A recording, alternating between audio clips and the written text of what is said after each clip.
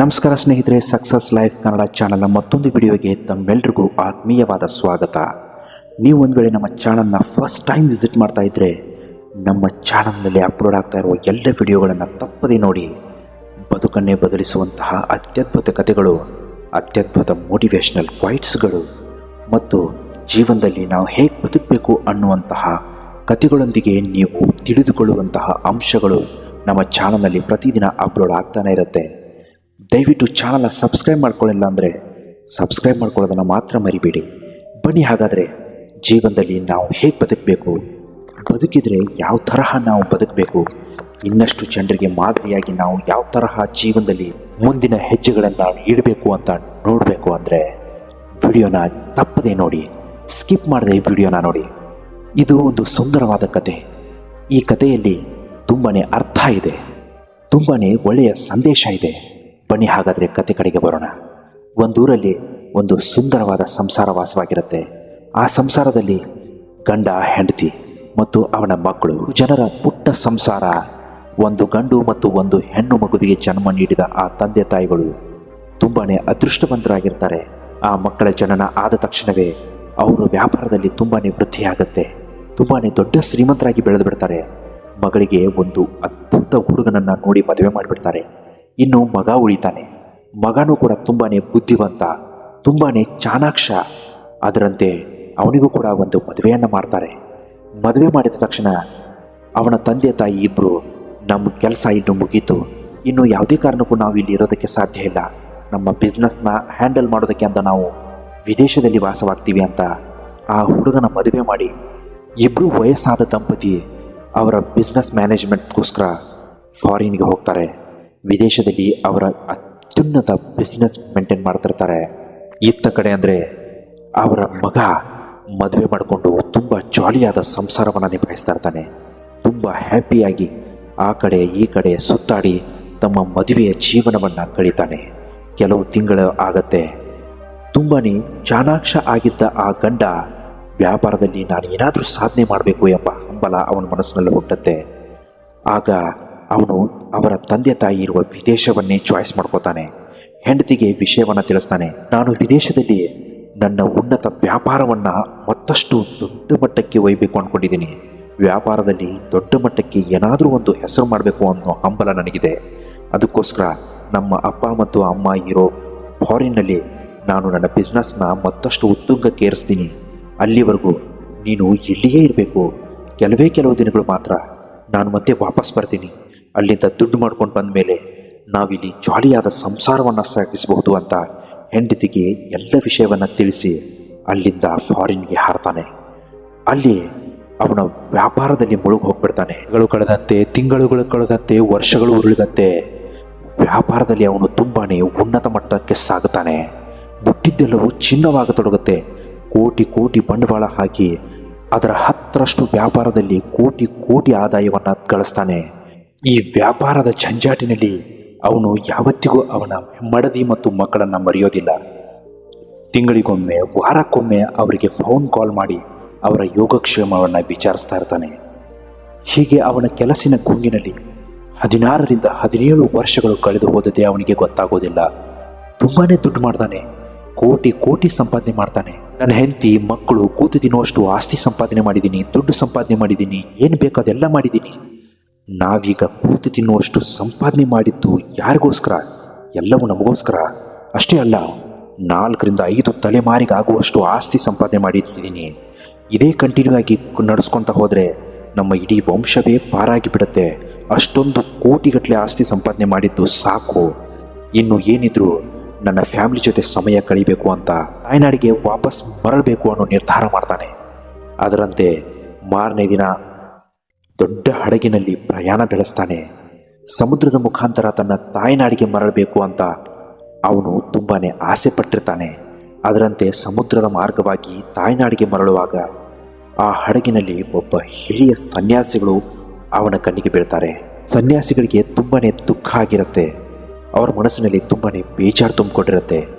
ಅದನ್ನು ನೋಡಿದ ಆ ವ್ಯಕ್ತಿ ಸನ್ಯಾಸಿಗಳಿಗೆ ಕೇಳ್ತಾರೆ, ಯಾಕೆ ಸ್ವಾಮಿಗಳೇ ಇಷ್ಟೊಂದು ಬೇಜಾರು ಮಾಡ್ಕೊಂಡಿದ್ದೀರಾ? ನಿಮ್ಮ ಬೇಜಾರಿಗೆ ಏನು ಕಾರಣ ಅಂತ ಕೇಳ್ತಾನೆ. ಅದಕ್ಕೆ ಸನ್ಯಾಸಿಗಳು ಹೇಳ್ತಾರೆ, ನಾನು ಇಷ್ಟೊಂದು ಜ್ಞಾನವನ್ನು ಪಡೆದಿದ್ದೀನಿ, ಇಷ್ಟೊಂದು ಒಳ್ಳೆಯ ವಿಚಾರಗಳನ್ನು ತಿಳ್ಕೊಂಡಿದ್ದೀನಿ ಅಂದರೆ ನನ್ನ ಜ್ಞಾನ ಭರಿತ ಉಪದೇಶವನ್ನು ಯಾರೂ ಕೇಳೋದಿಲ್ಲ, ಯಾರೂ ಅದನ್ನು ಅರ್ಥ ಮಾಡ್ಕೊಳ್ಳೋದಿಲ್ಲ. ಈ ಜಗತ್ತೇ ಹೀಗೆ, ಯಾಕೆ ಕೆಟ್ಟದ್ದು ವಿಚಾರ ಮಾಡುತ್ತೆ, ಯಾಕೆ ಕೆಟ್ಟದ್ರ ಕಡೆನೇ ವಾಲತ್ತೆ, ಏನೂ ಒಂದು ಅರ್ಥ ಆಗಲ್ಲ ಅಂತ ಬೇಜಾರು ಮಾಡ್ಕೋತಾರೆ ಸನ್ಯಾಸಿಗಳು.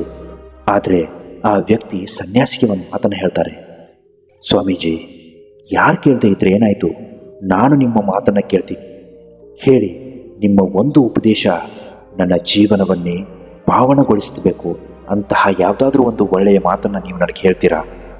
ಅದಕ್ಕೆ ಸನ್ಯಾಸಿಗಳು ಹೇಳ್ತಾರೆ, ನಾನು ನಿನಗೆ ಒಂದು ಒಳ್ಳೆಯ ಉಪದೇಶ ಕೊಡ್ತೀನಿ, ಆ ಒಂದು ಒಳ್ಳೆಯ ಮಾತಿಗೆ ನಾನು ಚಾರ್ಜ್ ಮಾಡುವ ಹಣ ಅಂದರೆ 50 ಬಂಗಾರದ ನಾಣ್ಯಗಳು.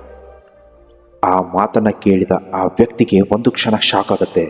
ಏನು, ಒಂದೇ ಒಂದು ಮಾತಿಗೆ 50 ಬಂಗಾರದ ನಾಣ್ಯಗಳ? ಅದು ಯಾವ ಮಾತಿರಬಹುದು, ಇವರು ಇದು ಏನು ಹೇಳ್ತಾ ಇರ್ಬೋದು ಅಂತ ಅವನು ಕೂಡ ತುಂಬಾ ದುಡ್ಡು ಮಾಡಿರೋದ್ರಿಂದ ಹೋದರೆ ಹೋಗಲಿ ಅಂತ 50 ನಾಣ್ಯಗಳನ್ನು ಕೊಟ್ಬಿಡ್ತಾನೆ.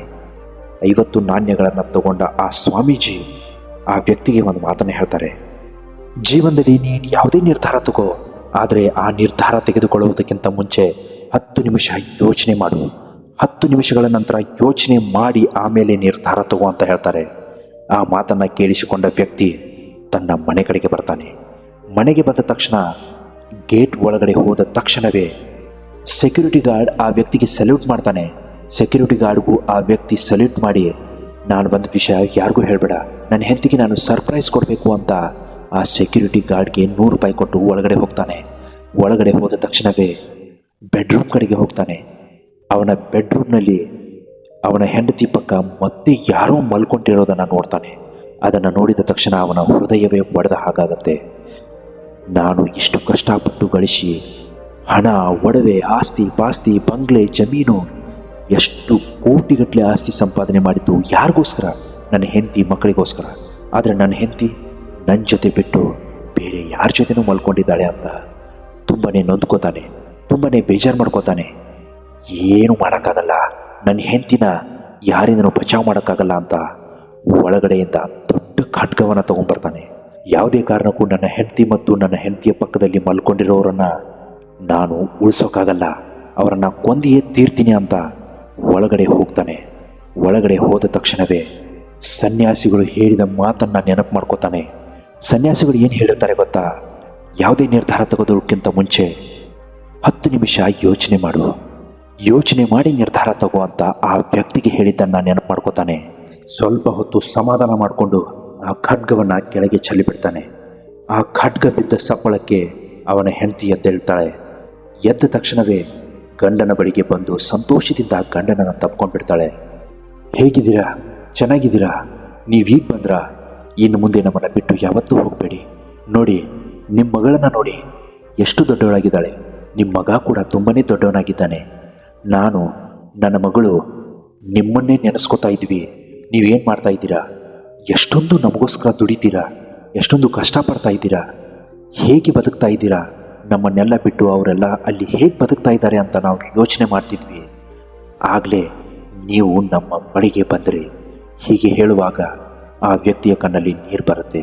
ನನ್ನ ಹೆಂಡತಿಯ ಪಕ್ಕ ಯಾರೋ ಮಲ್ಕೊಂಡಿದ್ದಾರೆ ಅನ್ನುವ ಕೆಟ್ಟ ಆಲೋಚನೆಯಲ್ಲಿದ್ದ ಆ ವ್ಯಕ್ತಿಗೆ ಅವನ ಹೆಂಡತಿ ಪಕ್ಕದಲ್ಲೇ ಮಲಗಿದ್ದು ಅವಳ ಮಗಳು ಅನ್ನೋದನ್ನು ಮರೆತು ಹೋಗ್ಬಿಟ್ಟಿರ್ತಾನೆ. ವ್ಯಕ್ತಿಯ ಹೆಂಡತಿ ತನ್ನ ಗಂಡನಿಗೆ ಮತ್ತೆ ಹೇಳ್ತಾಳೆ, ನನ್ನ ಮಗಳಿಗೆ ಏನೂ ಕಡಿಮೆ ಆಗಬಾರ್ದು ಅಂತ ಒಂದು ಗಂಡು ಮಗುವಿನ ತರಹ ನಾನು ಅವಳನ್ನು ಸಾಕಿದ್ದೀನಿ. ಅಸಲಿಗೆ ಅವನ ಮಗಳು ಕೂಡ ಗಂಡು ಮಕ್ಕಳ ಹಾಗೆಯೇ ಡ್ರೆಸ್ ಮಾಡ್ಕೋತಾ ಇದ್ಲು. ಇದನ್ನು ನೋಡಿದ ಅವನಿಗೆ ಒಂದು ಕ್ಷಣ ಆಶ್ಚರ್ಯ ಆಗುತ್ತೆ. ಆ ಸನ್ಯಾಸಿಗಳು ಹೇಳಿದ ಮಾತು ನೆನಪಾಗುತ್ತೆ. ಏನೇ ಮಾಡಿದರೂ ಯಾವುದೇ ನಿರ್ಧಾರ ತಗೊಳ್ಳೋದಕ್ಕಿಂತ ಮುಂಚೆ 10 ನಿಮಿಷ ಚೆನ್ನಾಗಿ ಆಲೋಚನೆ ಮಾಡಿ ತಗೊಳ್ಳಿ ಅನ್ನೋ ಯೋಚನೆ ಆ ವ್ಯಕ್ತಿಯ ಮನಸ್ಸಿನಲ್ಲಿ ಬಂದಿದ್ದರಿಂದಾನೆ ಅವನ ಹೆಂಡತಿ ಮತ್ತು ಮಗಳು ಇವತ್ತು ಬದುಕುಳಿದಿದ್ರು. ಡಿಯರ್ ಫ್ರೆಂಡ್ಸ್, ಕಥೆಯ ಉದ್ದೇಶ ಏನು ಅಂದರೆ, ಜೀವನದಲ್ಲಿ ನೀವು ಯಾವುದೇ ನಿರ್ಧಾರವನ್ನು ತಗೊಳ್ಳಿ, ಯಾವುದೇ ಘಟನೆಯನ್ನು ಆಧರಿಸಿ ನಮ್ಮ ಕೆಟ್ಟ ದಿನಗಳು ಹೀಗಾಯ್ತಲ್ಲ ಹಾಗಾಯ್ತಲ್ಲ ಅಂತ ಯಾವುದಕ್ಕೂ ಬೇಜಾರು ಮಾಡ್ಕೊಬಿಡಿ ಸ್ನೇಹಿತರೆ. ಜೀವನದಲ್ಲಿ ಏನೇ ಆದರೂ ಯಾವುದೇ ಘಟನೆ ಸಂಭವಿಸಿದರೂ ಅದು ನಮ್ಮ ಮುಂದಿನ ಒಳ್ಳೆಯದಕ್ಕೆ ಅನ್ನೋದನ್ನು ಮರಿಬೇಡಿ. ನೀವೆಷ್ಟೇ ತಿಳ್ಕೊಳ್ಳಿ, ಯಾವುದೇ ನಿರ್ಧಾರವನ್ನು ತೆಗೆದುಕೊಳ್ಬೇಕಾದ್ರೆ 10 ಸಲ ಯೋಚನೆ ಮಾಡಿ ನಿರ್ಧಾರ ತೆಗೆದುಕೊಳ್ಳಿ. ಇಂತಹ ಮತ್ತಷ್ಟು ಮೋಟಿವೇಶನಲ್ ವಿಡಿಯೋಗಳಿಗೋಸ್ಕರ ನಮ್ಮ ಚಾನಲ್ನ ಸಬ್ಸ್ಕ್ರೈಬ್ ಮಾಡ್ಕೊಳ್ಳೋದನ್ನು ಮಾತ್ರ ಮರಿಬೇಡಿ. ನಮಸ್ಕಾರ, ಎಲ್ರಿಗೂ ಒಳ್ಳೆಯದಾಗಲಿ.